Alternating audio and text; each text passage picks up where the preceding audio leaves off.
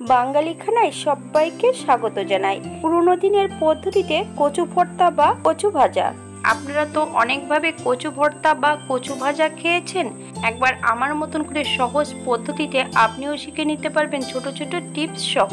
তবে বর্ষার কচু একটুও গাল কুটকুট করবে না যদি এমনভাবে কচু ভর্তা বা কচু ভাজা করা হয়। পুরনো দিনের পদ্ধতিতে আমার বাড়িতে কিভাবে কচু ভর্তা বা কচু ভাজা করা হয় চলুন সেটা একবার দেখে নেওয়া যাক ভিডিওর মাধ্যমে। আজকে দুটো রেসিপি করব মান কচুর। এখানে আমি বেশ কিছুটা মান কচু বেশ বড় বড় টুকরো করে কেটে নিয়েছি। মান কচুর কিন্তু খোসাগুলো একটু মোটা করে কাটতে হবে, তবে আপনারা আপনাদের পছন্দ মতন খোসাগুলো কেটে নেবেন। আর যে মান কচু কিনবেন সে কিন্তু দেখে নেবেন মান কচুটা কিন্তু এমন সাদা হতে হবে, তাহলে গলা কুটকুট করবে না। ঘরোয়া উপকরণ দিয়ে সম্পূর্ণ বাঙালি রান্না। যদি রান্নাগুলো পছন্দ হয় তাহলে চ্যানেলটি সাবস্ক্রাইব করে দিয়ে পাশে থাকবেন, পাশে থাকা বেলটি বাজিয়ে দেবেন, নইলে নিত্য নতুন রান্নার নোটিফিকেশন পাবেন না। প্রেসার কুকারে 1 কাপ জল অ্যাড করব। সম্পূর্ণ মান কচুগুলো অ্যাড করতে হবে। আপনারা যদি নুন পছন্দ করেন তাহলে অ্যাড করতে পারেন। আমি এই পর্যায়ে প্রেসার কুকারে 2টো হুইসেল দিয়ে নেব। 10 মিনিটের জন্য প্রেসার কুকারটাকে স্ট্যান্ডিং টাইম দিতে হবে।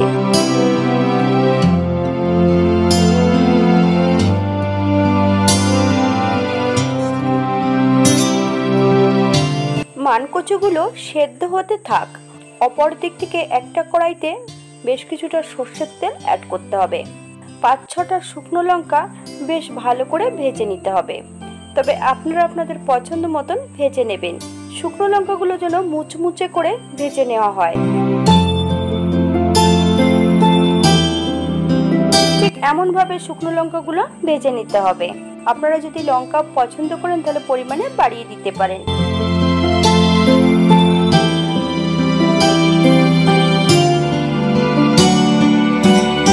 এই পর্যায়ে 10 থেকে 12 কোয়া রসুন বেশ ভালো করে ভেজে নিতে হবে। যখন হাত দিয়ে মাখবেন তখন কিন্তু রসুনটা চাপ দিলে নরম থাকবে।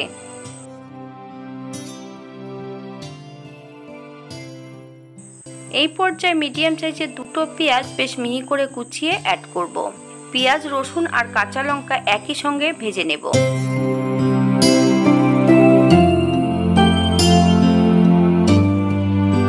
খুব বেশি ভাজবো না। এই পর্যায়ে পেঁয়াজ, রসুন এবং কাঁচা লঙ্কা তেল থেকে তুলে নিতে হবে। এই পর্যায়ে এগুলোকে একটু ঠান্ডা হতে সময় দেব।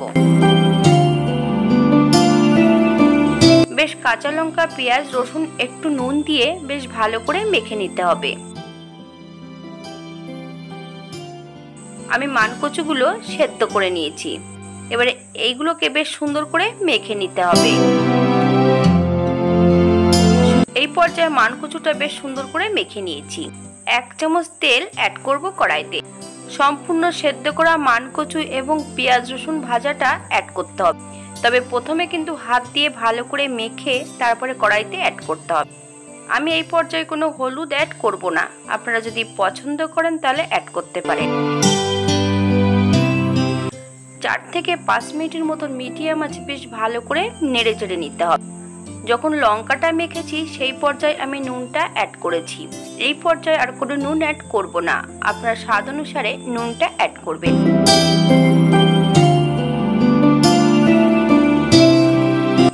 পাঁচ মিনিট পর 1 চামচ কাঁচা সরষের তেল অ্যাড করব। আপনারা যদি পছন্দ করেন তাহলে পরিমাণে বাড়িয়ে দিতে পারেন। গ্যাসের ফ্লেমটা অফ করে দিয়ে এই পর্যায়ে সার্ভ করব।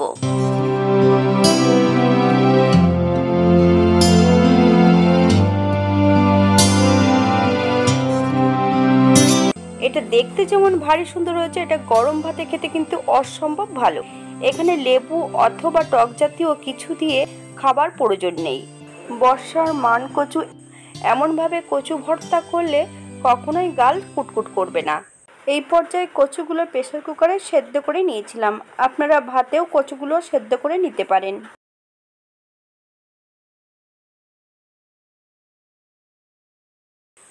আজকের দ্বিতীয় রান্না কচু ভাজা। কড়াইতে বেশ কিছুটা সরষের তেল অ্যাড করেছি, কারণ কচুটা ভাজতে হবে সরষের তেলে। আপনারা যদি সাদা তেল পছন্দ করেন তাহলে আপনারা সাদা তেলে ভেজে নিতে পারেন। তেল গরম হওয়া পর্যন্ত অপেক্ষা করতে হবে। এই পর্যায়ে সম্পূর্ণ কেটে রাখা কচুগুলো অ্যাড করতে হবে। তবে কচুগুলো কাটার সময় সব কয়খান কচু একই রকম কাটলে ভালো হয়, তাহলে ভাজতে গেলে সুবিধা হবে। না হলে কোনোটা যদি সরু বা কোনোটা যদি মোটা হয় তাহলে সরুগুলো ভাজা হয়ে যাবে আগে, মোটাগুলো কাঁচা থেকে যাবে। হাফ চামচ নুন আর হাফ চামচ হলুদ গুঁড়ো অ্যাড করব। আপনারা স্বাদ অনুসারে নুনটা অ্যাড করবেন। মিডিয়াম আঁচে বেশ কচুগুলো ভালো করে ভেজে নেব।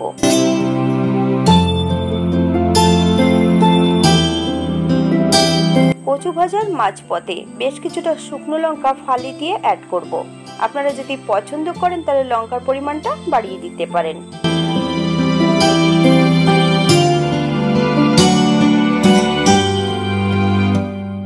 কচু ভাজার একদম শেষ মুহূর্তে বেশ কিছুটা চিনি অ্যাড করব। এই পর্যায়ে আমি 1 চামচ চিনি অ্যাড করব। চিনিটা যত গলতে শুরু করবে কচুগুলো কিন্তু তত মুচমুচে হতে শুরু করবে।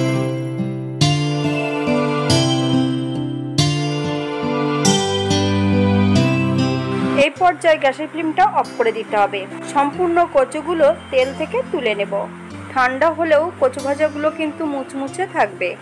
আজকের ভিডিওটি এই পর্যন্ত। হাতে যদি সময় থাকে তাহলে একটা লাইক, কমেন্ট, শেয়ার করবেন। সবাই সুস্থ থাকবেন, ভালো থাকবেন। অন্যদিন নতুন রেসিপি নিয়ে আপনাদের সামনে আবার আমি হাজির হব।